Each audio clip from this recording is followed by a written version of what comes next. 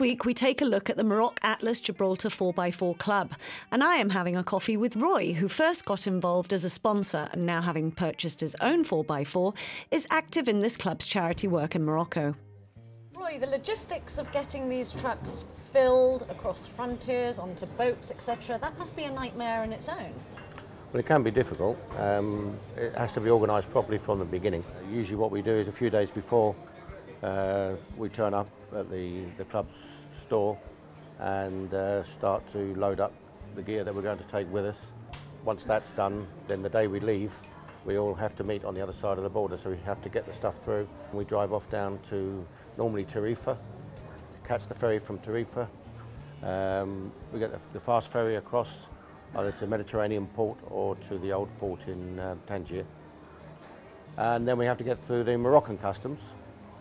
Sometimes you can fly through. This last time we went, there was a little bit of a problem. The King of Morocco is doing great things for his country. He's has his government working to help the people, put in new infrastructure, new schools, electricity and water all over the country where there hasn't been before. And they don't want anymore to be seen as a third world country that needs outside charitable help. Mm-hmm. So sometimes they can be a bit sensitive about a load of people turning up from a rich country like, Gibraltar, a rich place like Gibraltar. It hurts their pride a little bit. Yeah. So sometimes they can be a little bit fussy. This last time we had a bit of trouble. They held us up for a while, but eventually they let us through. And of course, the wonderful thing is that your charity gets directly to the source. Yes. Unlike many others where maybe you're donating money and you're not quite sure a portion of gets to there or Some of these people have never seen money. They just live out there. They've got their mint patch where they grow their mint. There's always a water supply nearby, whether it be an oasis or a well or just a stream come down from the mountains. And they have their goats. So they've got their milk, their cheese and everything else, and they just live like that. No electricity, no running water. Simple life. Simple life, no drains, no sewage works, anything like that. They do for themselves everything. So now we're coming up to the Christmas season, goodwill towards men and all of that kind of thing. If somebody wanted to donate anything really, toys, clothes, stuff for school, how would they go about doing that for you?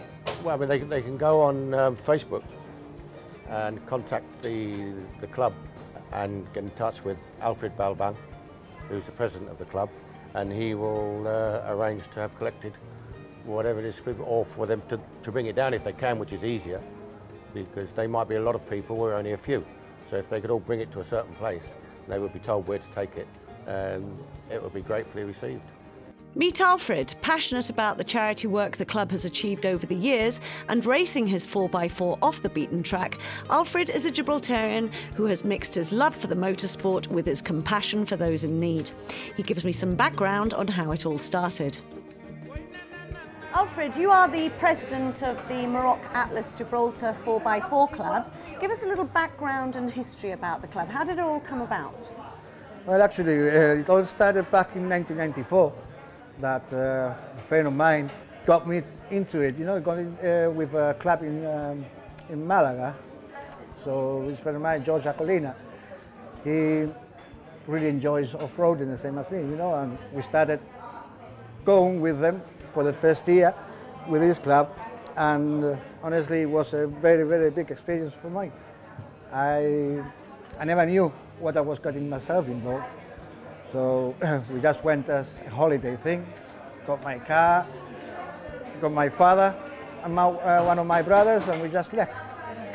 And during the trip, we actually saw that this club, what they were doing, not only the 4x4 side of the trip, but they were heading into places where people live, and they haven't got anything, remote places, That's the advantage of having the 4x4, that they can actually travel into these mountains, into the desert and all that, and they were actually giving things away. We didn't have nothing to give away because we didn't know nothing about it. So it was really a shocking experience in a way.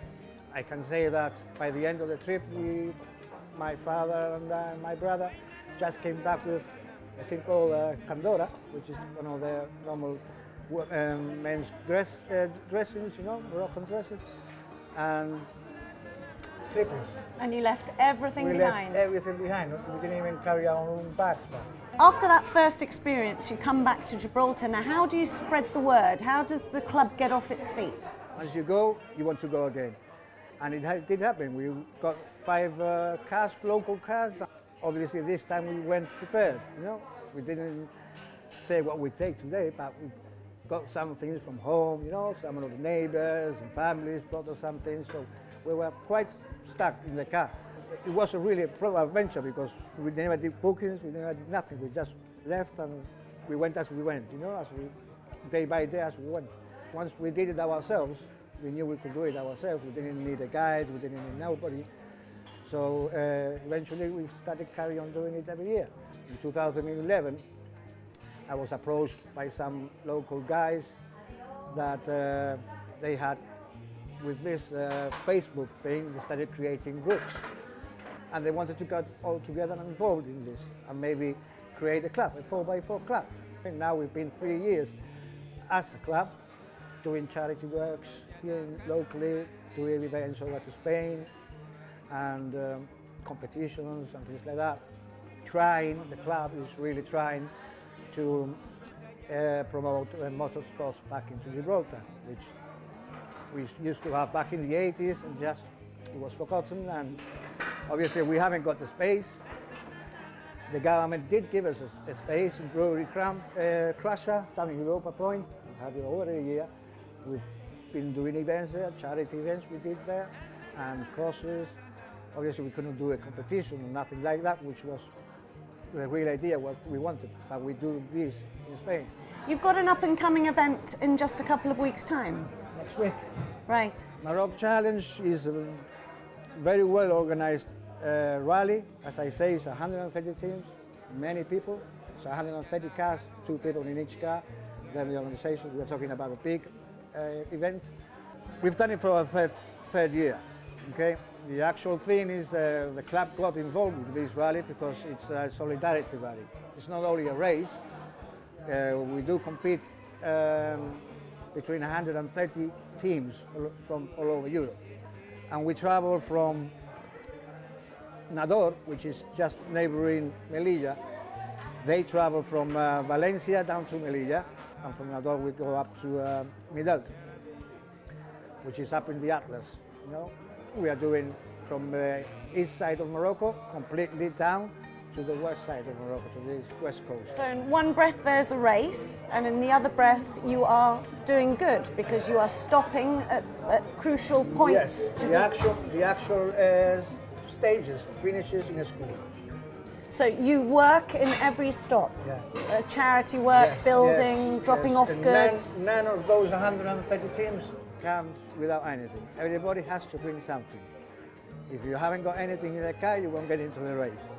It is a solidarity race, in the sense that you finish your race, you give in your GPS, so they know the time you finish, you get to the finish line, and they do their work, and once they're doing your work, you will go and do your work.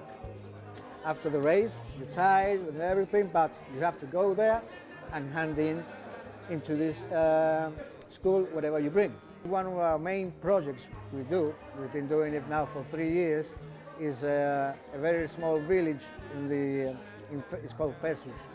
It's down in the south of Morocco, a province of Rashidiyah, and they are very stranded. They already got electricity, but water is very, very difficult to take there. The nearest well or system of water there is natural is 14 kilometers away.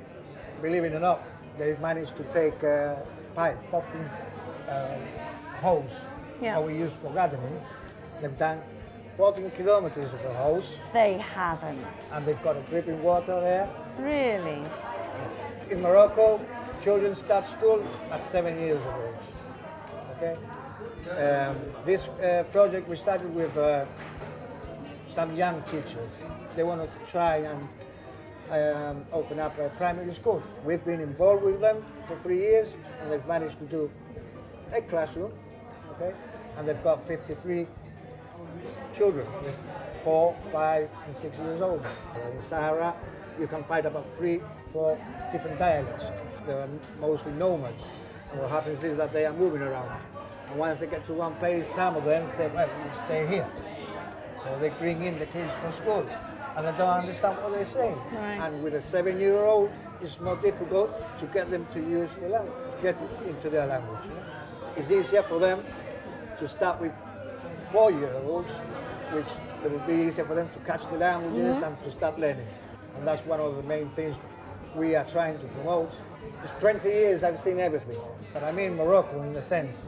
For me, that question, it takes me not only for what I'm doing, but all around Morocco. And we'll be visiting people who actually still live in caverns and caves. It's incredible. We will go to the remotest place where people are really in need. And we offer them what we've got, especially clothing for the kids and things for children. That's one of our first aims at children, because a smile from a kid is the best thing you can do. That's the only thing you can do.